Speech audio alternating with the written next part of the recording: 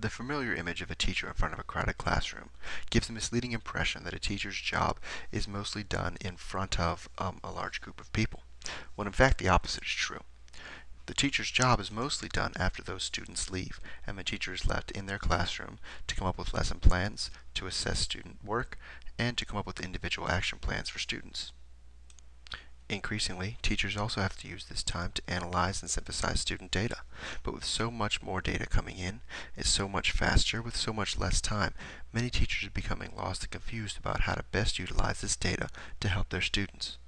It's a little bit too much for one teacher to take on. In EDTC 615, we seek to solve this problem through collaboration. First, an individual teacher will analyze a data set.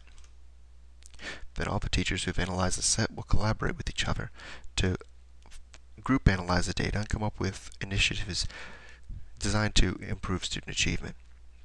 The most powerful aspect of this is that each individual teacher doesn't have to put in any more work than they would have done anyway, but the group comes up with a tremendous amount of high quality work that is actionable and implementable in your classroom right away. As far as my challenges go in this work, my biggest challenge is keeping my schedule correct. We're all adults and we all have busy schedules with lots of appointments and a full work day.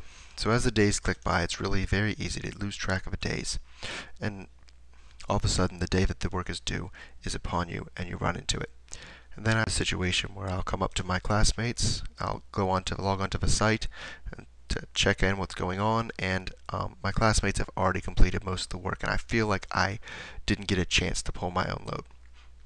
Clearly the solution for that is to go back and reassess when I should do my work and start earlier to make sure that I have a chance to contribute to my group as fully as I would like to. And I started to do this later toward the end of it, later as the weeks went on. One of the most important understandings I came to was that it's not enough that collaboration take place. Collaboration has to be fruitful. So if all four of these teachers are pulling in different directions, they are collaborating, they're working together, but they all want to go somewhere else, the circle's not going to move. In order to get the circle to move, the teachers all have to align themselves in the same direction. It's very important that when we collaborate in such a way that we can get the results we desire. Everyone has to be pulling in the same direction in order to move forward.